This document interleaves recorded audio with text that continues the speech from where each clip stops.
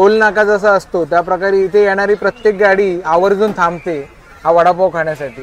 मुंबईला आपलं नाही जमत, आपल्याला काही संबंधच नाही तिकडे। नानू आडवीकरांचं नाव पण फेमस आहे आणि त्यांचा वडापाव म्हणून फेमस। मंडळी नमस्कार, मी अथर्व हर्डीकर स्वागत करतो तुमचं एका नवीन व्हिडिओमध्ये। श्री महाकाली देवस्थान आडिवरे राजापूर या तालुक्यातील हे देवस्थान आहे आणि या ठिकाणी मी आज आलेलो आहे। या ठिकाणी यायचं कारण म्हणजे या देवळाच्या बाजूला एक वडापाव सेंटर आहे।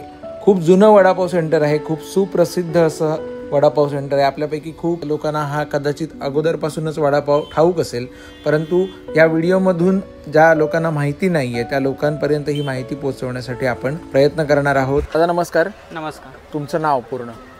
माझं नाव रवींद्र काशीनाथ राडी आहे। बरं, आणि तुमचं शिक्षण किती झालं आणि तुमचं गाव कुठलं?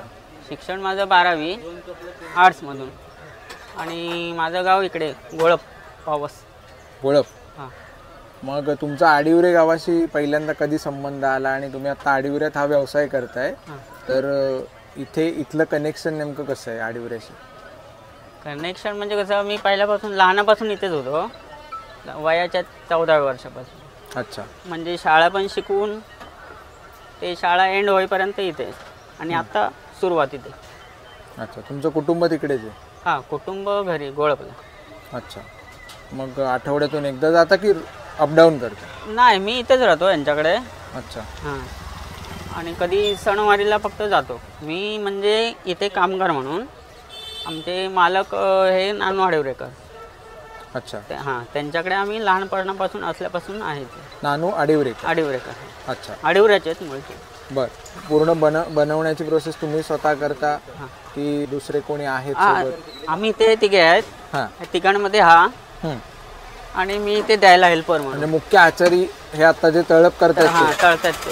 अच्छा, बरं, आपण त्यांच्याशी सुद्धा बोलणार आहोत। तर इथले जे आचारी आहेत ते आपल्या सोबत आहेत, महाकाली वडापावचे आचारी, मुख्य आचारी। नमस्कार दादा, तुमचं नाव काय? माझं नाव प्रमोद शिवराम गुरव। प्रमोद शिवराम गुरव, तुमचं शिक्षण किती झालं? माझं 12वी आर्ट्स।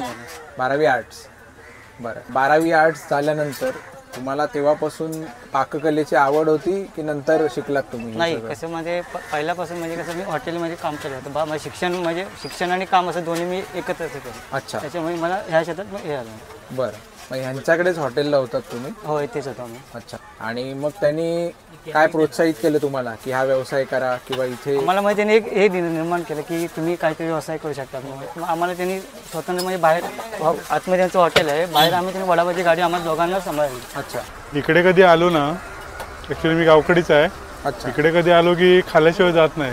अच्छा, एकदम फेमस? एकदम फेमस, म्हणजे पंचक्रोशीमध्ये नानू आडवीकरांचं नाव पण फेमस आहे आणि त्यांचा वडापाव म्हणून फेमस आहे। काय खासियत आहे वड्याची? वड्याची चव, वड्याची साईज, आणि इथे जे आपले रवी हा जो आपला मित्रच आहे, तर ह्यांची सर्व्हिस पण एक नंबर असते।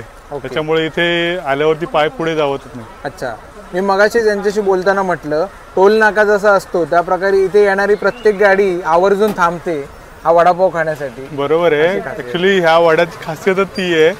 महाकालीची कृपा म्हणायची की काही अजून ते, पण वड्याचं जे म्हणजे जे गोडवा आहे त्याच्यातलं जे एकंदरीत सगळं चविष्ट जे काही सारण आहे ना ते अप्रतिम आहे। कुठलीही लांबची गाडी इथनं जाताना हा वडापाव खाल्ल्याशिवाय जात नाही असं म्हटलं तरी वावगं ठरणार नाही। तर काय खास आहे या वडापाव? यामध्ये आमची जी चटणी आहे ना गोड चिंचेची, ती एक म्हणजे एक मशी चांगली आहे। ओके, त्याच्यामुळे आम्हाला वडापावला टेस्ट येते चांगली। अच्छा, ती जर चटणी नसेल तर काही घरात नाराज होऊन जातात तिथे। ओके, त्या चटणीचा एवढा महत्त्वाचा रोल आहे।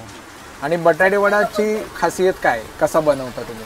बटाटा म्हणजे आमचं मटेरियल जे चांगलं क्वालिटी असं लसूण वगैरे, बटाटा हिंदोळ असतो, आलं लसूण हे चांगल्या प्रमाणात, मिरची वगैरे चांगले असते। ओके, तेल कुठलं वापरतो आपण? तेल आमचं याचं असतं जलाराम ब्रँड। जलाराम म्हणजे रिफाईंड ऑइल? रिफाईंड। अच्छा, आणि 15 रुपयाला वडापाव? हो, 15 रुपये। अच्छा, आमचा एक सांगायचा विषय म्हणजे असा आहे की वडा तर आमचा आहेच खासियत, आणि त्याबरोबर हा आमचा जो पाव आहे हे पण आम्ही स्वतः इथे बनवतो। आमची बेकरी स्वतःची आहे इथे, आणि हां, कुठून बाहेरून आणायला लागत नाही आमच्या। बरं, आणि हा साईज प्रमाणे मोठा आहे इतर बेकरीपेक्षा। अच्छा, हां, बरं। नानूशेठ आडिवरेकर यांची ही बेकरी आहे, हॉटेल आहे आणि त्याचप्रमाणे हा वडापावचा व्यवसाय आहे. आणि आपल्यासोबत इतरांना सुद्धा पुढे घेऊन जाणार एक वृत्ती ह्याच्यातून दिसते. कारण इथे जे दोघंही काम करणारे दादा आहेत, अजून एक सुद्धा आपल्याला सहकारी त्यांच्यासोबत दिसत आहेत. हे सर्व लहानपणापासून त्यांच्यासोबत आहेत आणि एक घरगुती संबंध आहे त्यांच्यासोबत. तर हा खूप भावणारा विषय आहे. आपण बऱ्याचदा म्हणतो मराठी माणूस पाय खेचणारा असतो, पण ह्याच्याऐवजी आपल्याला अशी पण लोक आहेत समाजात की जी आपल्यासोबत इतरांना पुढे घेऊन जातात. चटणी जी तुम्ही म्हटलत की जी नसेल तर लोक नाराज होतात, तर ही चटणी नेमकी कशी बनवतात? ही चटणी म्हणजे आम्ही चिंच असेल, चिंच ती एकदम मिक्सरला लावून ती बारीक करून आम्ही ही करतो, पाण्यामध्ये करून हे करतो. त्याच्यामध्ये गूळ टाकतो, गूळ गरम मसाला वगैरे असं टाकून ते उकळवतो गरम. अच्छा, त्याच्यामध्ये टेस्ट. तुम्ही स्वतः ही रेसिपी शोधून काढली की कसं काय? नाही, आमचा इथे पहिला मित्र होता. अच्छा, त्यांनी ते तयार केलं, त्याच्या पाठोपाठ आम्ही ते तयार केलं. बर.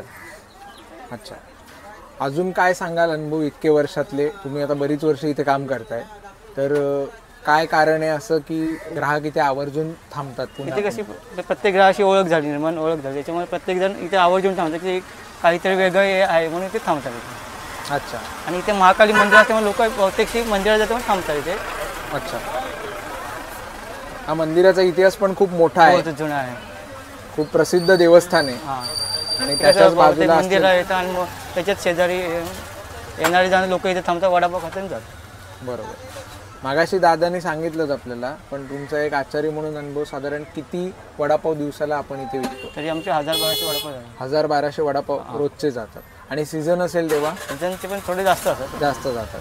अच्छा, बरं. धन्यवाद दादा, तुम्ही आज आम्हाला वेळ दिलात आणि तुम्हाला भावी वाटचालीसाठी खूप खूप शुभेच्छा.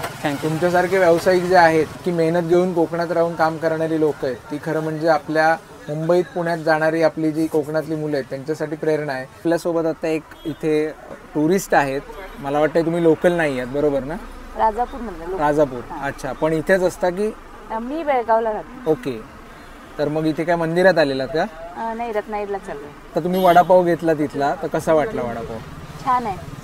अच्छा, माहिती होता की असंच एक जनरल थांबायचं? माहिती आहे, फेमस आहे. राजापूर आहे ना, मग आम्ही दरवेळी इकडे जाताना हे वडापाव आमचा नेहमीचा स्टॉप आहे. ओके, आपला उद्देश व्हिडिओ मागचा हाच आहे की लोकांना हे ठिकाण समजावं. पहिली गोष्ट म्हणजे इथे आवर्जून लोकांनी यावं, वडापावचा आस्वाद घ्यावा. आणि दुसरी गोष्ट म्हणजे जे गाव सोडून चाललेला तरुण वर्ग आहे त्यांनी ह्याच्यातून काहीतरी शिकावं की आपण इथे छोटासा का होईना काहीतरी व्यवसाय केला तर बाहेर शहरात जाण्यापेक्षा नक्कीच आपल्याला इथे राहून रोजगार आपल्याला मिळवता येऊ शकतो. प्रत्येक वेळेला नोकरीवर अवलंबून न राहता छोटे छोटे व्यवसाय आपल्याला स्वतःला रोजगार निर्माण करून देतात. त्याचप्रमाणे आपल्या हाताखाली सुद्धा काही जणांना त्यामुळे रोजगार मिळतो.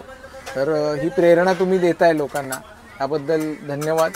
वडापाव हा चांगला आहे, ते चांगले भेटतो, वेगळी टेस्ट आहे ते आणि आमच्या इकडल्याच असल्यामुळे आम्हाला त्याचा अभिमान आहे. याची एक चटणी वगैरे आहे ना, ते विशेष म्हणजे वेगळी आहे. तसा एवढ्या आपल्या ह्या राजापूर तालुक्यामध्ये तसा चांगला वडापाव आहे. ते 2 चटण्या वापरल्या जातात, त्याच्यामुळे एक वेगळी टेस्ट येते. चांगला आहे वडापाव, आम्ही नेहमी खातो, आवडतो आम्हाला. आता कसं आमचा सीझन असेल त्याप्रमाणे आमचा धंदा होतो. आता स्लॅग सीझनला नाही म्हटलं तरी दिवसाला आमचा 1000-1200 वडापाव. अच्छा, त्या व्यतिरिक्त समोसा, खारी पॅटीस, भजी, कांदा भजी. अच्छा, आणि सुट्टी आठवड्यातून कुठचा वार असते? सुट्टी असा विषय नाही काय. अच्छा, सुट्टी नाही, 7ही दिवस सुरू. हो. आणि वेळ काय आहे? वेळ सकाळी 8 ते संध्याकाळी 8 वाजेपर्यंत. अच्छा, आणि वड्याची किंमत काय? वडापाव म्हणजे वडापाव आमच्याकडे 15 रुपये. अच्छा, चटण्या 2 प्रकारच्या प्लस मिरची. बर. समोसा 18 रुपये, समोसा पाव 20 रुपये, खारी पॅटीस 18 रुपये. अच्छा, तुम्ही ह्या क्षेत्रात कसे काय पडलात?